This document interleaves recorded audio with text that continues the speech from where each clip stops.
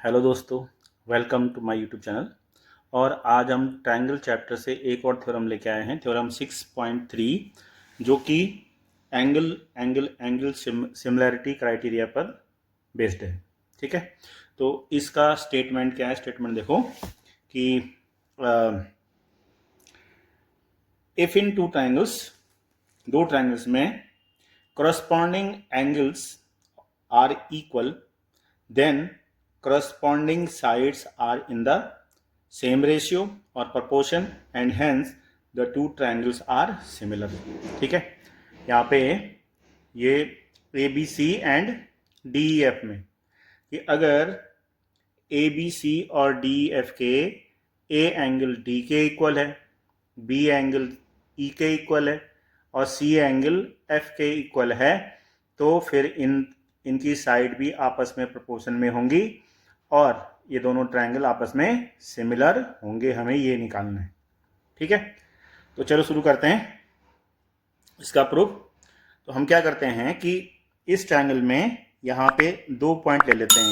एक पॉइंट मैंने ये ले लिया और एक पॉइंट मैंने यहाँ पे ले लिया। ठीक है, दो पॉइंट ले लेते हैं और इन दोनों पॉइंटों को हम बोलते हैं P and Q। P and Q, ठीक है, इस तरह से मैं नाम दे दिया और इनको ज्वाइन आपस में ज्वाइन कर लेते हैं। P और Q को हम ज्वाइन कर लेते हैं। तो चलो ज्वाइन करते हैं P और Q को। ये देखो,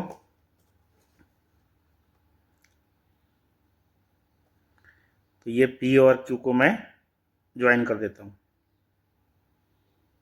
इस तरह से। ठीक, और मैंने P और Q को ज्वाइन इसलिए किया क्योंकि मैंने ये P और Q इस तरह से लिए हैं कि जो AB है वो DP के बराबर हो जाए और जो AC है वो DQ के बराबर हो जाए। ठीक है, मतलब AB इक्वल टू DP हो जाए और AC इक्वल टू DQ हो जाए। ठीक है, तो यहां पे पहले लिख लेते हैं कि टेक टू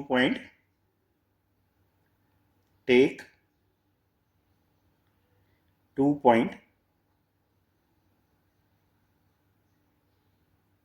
कौन कौन से पॉइंट लिए हमने? P and Q। P and Q such that इस तरह से लिए हैं। दो पॉइंट हमने इस तरह से ले रखे हैं सच दैट कि AB इक्वल टू DP,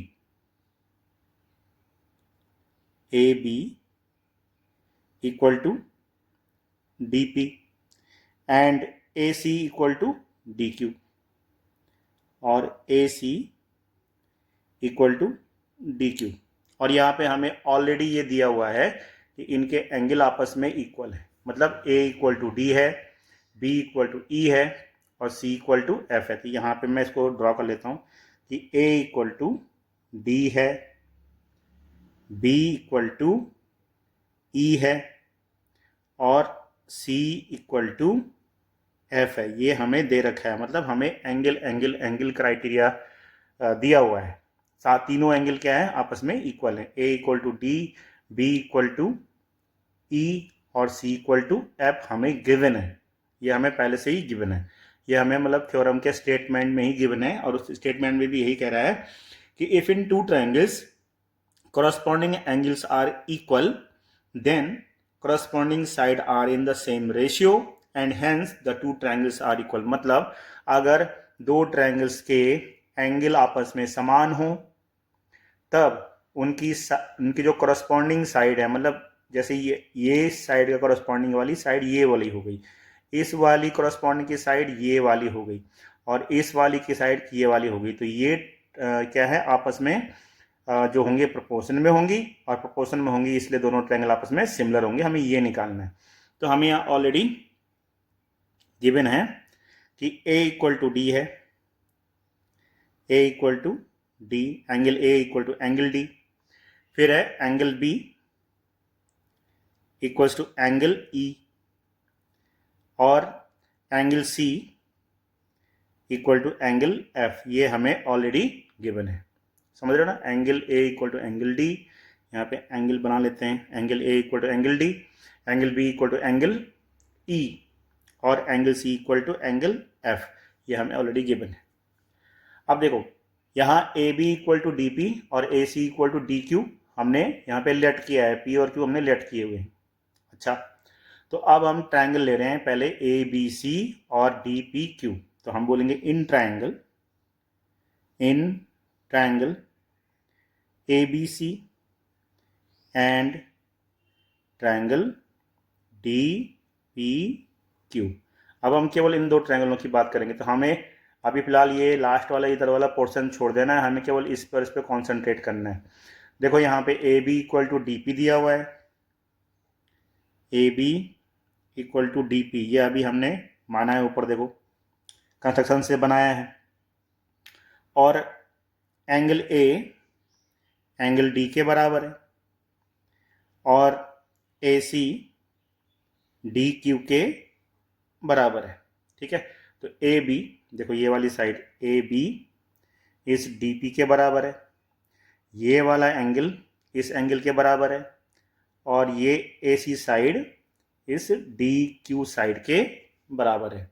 तो अगर ऐसा है तो साइड एंगल साइड वाला यहाँ पे रूल लग जाएगा। ठीक है, तो ये हो गया आपका साइड एंगल साइड।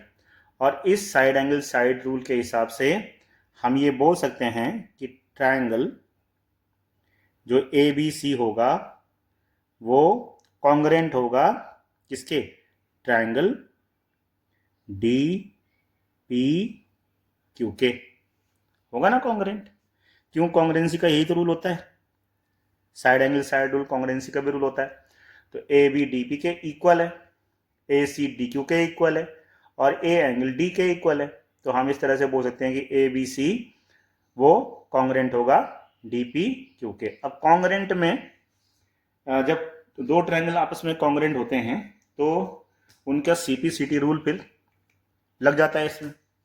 अब सीपीसीटी रूल के हिसाब से जो ये एंगल बी है वो एंगल पी के बराबर भी हो जाएगा ना, क्योंकि ये दोनों ट्रायंगल आपस में क्या निकले, कॉन्ग्रेंट निकल गए। मतलब कौन सा वाला ट्रायंगल, एक ये वाला ट्रायंगल और एक ये वाला ट्रायंगल आपस में कॉन्ग्रेंट है। तो अब देखो बी इक्वल टू पी भी हो जाएगा, therefore angle B equals to angle P, ये सीपीसीटी हो गया। और angle C equal to angle Q हो जाएगा, ये भी सीपीसीटी रूल के हिसाब से हो जाएगा। ठीक है, ओके। अब यहाँ देखो एंगल बी किसके बराबर है, एंगल ई के, और यहाँ पे हमारा क्या है, एंगल बी इक्वल टू क्या है, एंगल पी के। देखो यहाँ पे एंगल बी एंगल ई के बराबर भी है और एंगल बी एंगल पी के बराबर भी है। तो हम यहाँ पे लिख सकते हैं कि अगर एंगल, कौन सा angle, angle B angle E के बराबर भी है, तो इन दोनों से क्या आ जाएगा, इन दोनों से आ जाएगा कि एंगल पी और एंगल ई आपस में इक्वल हो जाएंगे ना, क्योंकि एंगल बी पी के बराबर है और एंगल बी ई के बराबर है। भाई बी एंगल पी के बराबर भी है, बी एंगल ई के बराबर है, इसका मतलब पी और ई दोनों बराबर होंगे, तभी तो एक दूसरे के बराबर है। तो ये बराबर आ गए। सिमिलरली हम यहाँ से बोल सकते हैं angle C equal to angle F, तो यहाँ पे एंगल सी एंगल एफ के बराबर भी है, तो एंगल सी एंगल क्यू के बराबर भी है। तो इस तरह से हम बोलेंगे कि एंगल क्यू एंगल एफ के बराबर भी होगा, है ना। तो ये एंगल देखो, एंगल पी एंगल ई के बराबर भी निकल गया, तो मैं इसको अब ऐसे कर देता हूँ, और एंगल एफ एंगल क्यू के बराबर भी निकल गया। तो ये तीसरा एंगल ये हो गया, मतलब ये एंगल इसके बराबर भी है, ये वाला एंगल इसके बराबर भी है। तो अब अगर एंगल बराबर हैं तो ये कैसे एंगल हैं, कॉरस्पॉन्डिंग एंगल। कैसे हो गए ये, these two are corresponding, angle P और ई कॉरस्पॉन्डिंग है और क्यू और एफ कॉरस्पॉन्डिंग है। तो अगर ये दोनों कॉरस्पॉन्डिंग एंगल हो जाते हैं तो तब मैं इससे एक रिजल्ट निकाल सकता हूं कि if angle P equals to angle E और angle Q equals to angle F, then P Q is parallel to E F. ऐसे बोल सकता हूं मैं, क्योंकि कॉरस्पॉन्डिंग एंगल्स इक्वल कब होंगे, जब दो लाइनें आपस में पैरेलल होंगी, है ना। ये पी क्यू और ई एफ पैरेलल होंगी तभी तो इनके कॉरस्पॉन्डिंग एंगल देखो कैसे, यहाँ देखो कि सपोज दैट मैंने दो लाइन ऐसे खींच ली, ऐसे और ऐसे। अब मैं एक लाइन ऐसे काट, तो ये एंगल इसके बराबर तभी होगा ना जब ये दोनों लाइनें आपस में पैरेलल होंगी। तो सेम यही किस्सा हो गया कि ये एक लाइन ये है और एक लाइन ये है, और इसको एक लाइन काट रही है ऐसे तिरछा, तो ये एंगल बराबर है, तो मतलब ये और ये पैरेलल होंगी, जब भी तो बराबर होंगी वो। तो यहाँ से आ गया P Q is parallel to E F. अच्छा, यहाँ तक हो गया। अब जब पी क्यू ई एफ के पैरेलल हो गया तो तब बीपीटी थ्योरम ऑन हो गई, है ना। अब लगा लो, देखो केवल इस एंगल पे लगाओ, जब ये लाइन इसके पैरेलल हो गई तब हम बोलेंगे डी पी ओवर पीई, क्या बोल सकते हैं यहां से, by BPT, basic proportionality theorem. इससे बोलेंगे, क्या कह सकते हैं, D P over P E equals to D Q upon Q F. ये हम कह सकते हैं ना भाई, ये लाइन इसके पैरेलल है, तो यहाँ से हम ये बोल सकते हैं कि ये जो लाइन है D P over P E और D Q over Q F, ये लाइन आपस में ये क्या है, रेशियो आपस में कैसे होगा, बराबर होगा। अच्छा, अब एक बार इसको उल्टा कर दो, कैसे, पी ओवर डी पी और Q F over D Q, ऐसा हम कर सकते हैं क्रॉस मल्टीप्लाई करके, ऐसे क्रॉस मल्टीप्लाई करेगा और इसको हम लिख सकते हैं इस तरह से। देखो यहां लिख लेता हूं, क्रॉस मल्टीप्लाई करते हैं D P into Q F, यहां से मैं यहां लिख रहा हूं, देखो इक्वल टू क्या हो जाएगा, D P into Q F और पीई इंटू डी क्यू, ऐसा हो जाएगा बाई क्रॉस मल्टीप्लिकेशन, मतलब इसको यहां मल्टीप्लाई किया, इसको यहां मल्टीप्लाई किया, ऐसे लिख दिया। ठीक है, अब मुझे P के नीचे डी पी चाहिए, तो डी पी यहाँ मुझे डी पी से डिवाइड करना है, तो फिर मुझे यहाँ पे भी डी पी से डिवाइड करना पड़ेगा। ठीक है, और मुझे यहाँ डी क्यू नहीं चाहिए, तो डी क्यू से भी डिवाइड कर दो और यहाँ भी डी क्यू से डिवाइड कर दो। तो अब ये रिलेशन क्या आ गया, देखो डी क्यू से डी क्यू कैंसिल और डी पी से डी पी कैंसिल, तो अब यहाँ पे क्या बना, P over D P, P E over D P equal to Q F upon D Q, ऐसा हो गया। ठीक हो गया, मतलब जस्ट उल्टा हो गया। देखो P ऊपर चला गया, डी पी नीचे आ गया, P ऊपर और ये डी पी नीचे और P ऊपर हो गया। ऐसे यहाँ डी क्यू ऊपर जाएगा और डी क्यू नीचे, डी क्यू नीचे आ गया और क्यू ऊपर चला गया। ठीक है ना, मतलब ऐसे हम जस्ट उलट सकते हैं।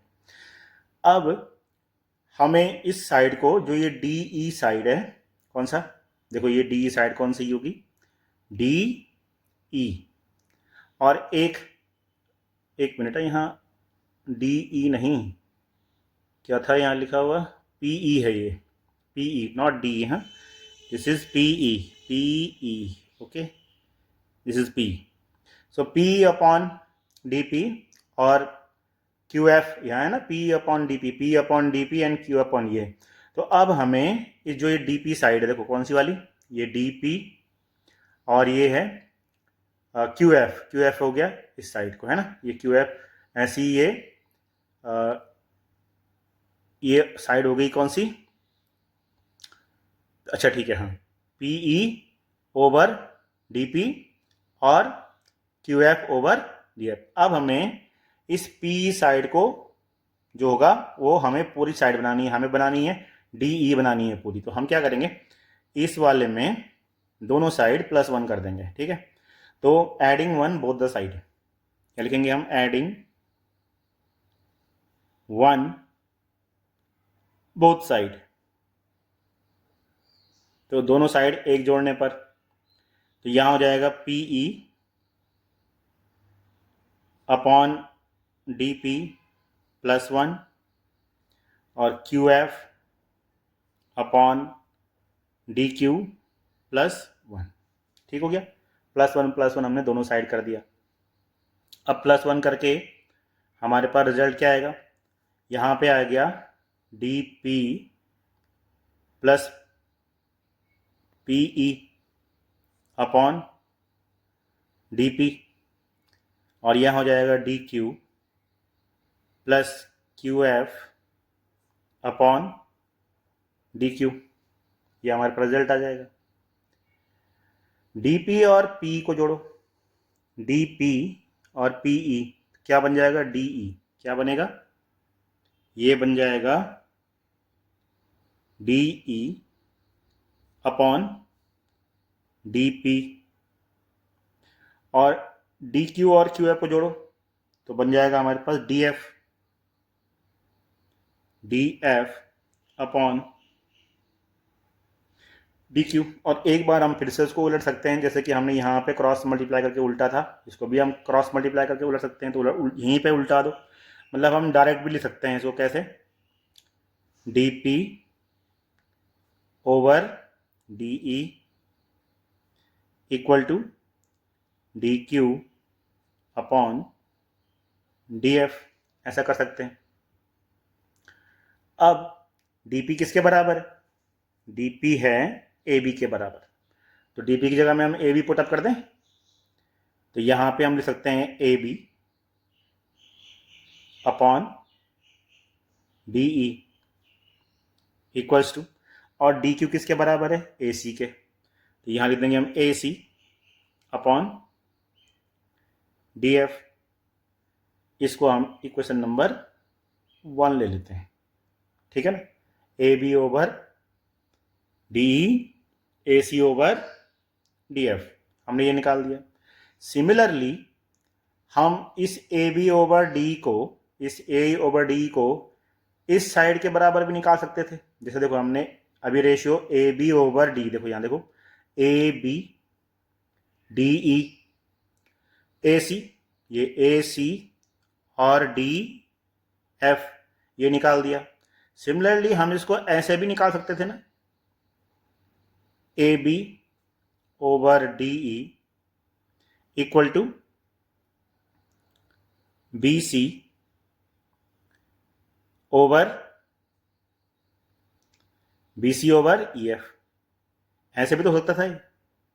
मतलब अगर ये लाइन इधर ना लेकर के इधर ली होती तो तब इसका और इसका रेशियो आता कि नहीं आता। मतलब ये जो पी क्यू पॉइंट यहाँ पे ले रखा है, ये यहाँ ना लेकर के हम पी और क्यू पॉइंट यहाँ लेते, तब लाइन ऐसे खींचती, और ट्रायंगल हमारा ये लेते तब हम ट्रायंगल इधर का लेते, तब हम इसको इसके बराबर, ये सिमिलरली हो गया है ना, सिमिलरली, बात समझ रहे हो, सिमिलरली हमने ये लिख लिया। तो सिमिलरली लिखा मतलब जैसे हमने ये निकाला ऐसे हम ये भी निकाल सकते हैं ना, इसको हमने इक्वेशन 2 मान लो सिमिलरली करके। अब हमने जब ये इसके बराबर है और ये इसके बराबर है, तो इसका मतलब तीनों आपस में इक्वल हो गए। कौन कौन से, A B over D equal to A C over D F equal to B C over E F. तो यही रिलेशन हमें लास्ट में निकालना था। हमने क्या किया कि भाई हमें एंगल इक्वल दिए हुए थे, ये हमें गिवन था, ये वाला स्टेटमेंट में दोबारा हम पढ़ सकते हैं एक बार कि इन 2 ट्रायंगल्स, इसमें इन 2 ट्रायंगलों में angles are equal, angles equal दे रखे हैं, then there corresponding sides are in ratio, तब हमारा करस्पॉन्डिंग साइड रेशियो में होगा, रेशियो में आ गया है। और अगर रेशियो में आ जाएगा तो हम ये बोल सकते हैं कि जो ट्रायंगल ए बी सी है वो सिमिलर होगा ट्रायंगल डी ई एफ के। तो यही हमें निकालना था इसमें। आगे बात समझ में कैसे करना है, पहले टेक 2 पॉइंट, 2 पॉइंट लिए पी और क्यू, जब 2 पॉइंट लेंगे तब हम बोल सकते हैं कि भाई ए बी इक्वल टू, और इस तरह से लेने हैं कि ए बी डी पी के बराबर हो जाए और ए सी डी क्यू के बराबर हो जाए। तो ए बी डी सी के बराबर, मतलब सच दैट, मतलब इस तरह से लिया हमने कि ए बी डी पी के बराबर हो जाए और ए सी डी क्यू के बराबर हो जाए। तब हमने 2 ट्रायंगलों में लिया, ए बी सी और डी पी क्यू में लिया, ए बी सी और डी पी क्यू में हमने लिया। तो फिर ये हमारा इससे आया, ये हमारा इससे, ये रिलेशन हमारा ये दे रखा है और ये वाला इससे, तो हमने साइड एंगल साइड लगाया। उस तरह से हमारे पास ये ट्रायंगल हमारे करस्पॉन्डिंग एंगल निकले। जब करस्पॉन्डिंग एंगल निकला तो हमने बोला भाई P इक्वल टू ई होगा, Q इक्वल टू एफ होगा, तो पी क्यू इसके बराबर होगा। फिर हमारा BPT से ये आया, इसको हमने क्रॉस मल्टीप्लाई किया। क्रॉस मल्टीप्लाई करने के बाद ये रिलेशन जस्ट उल्टा हो गया। उल्टा होने के बाद हमने एक जोड़ा, फिर ये रिलेशन आया, फिर हमने ये किया, देन हमने ये लिख करके इस तरह से हमने थ्योरम को प्रूव किया। ठीक है ना। तो ये था थ्योरम नंबर 6.3। इसको बोलते हैं एंगल सिमिलरिटी क्राइटेरिया। ठीक है ना। चलो नेक्स्ट थ्योरम करेंगे।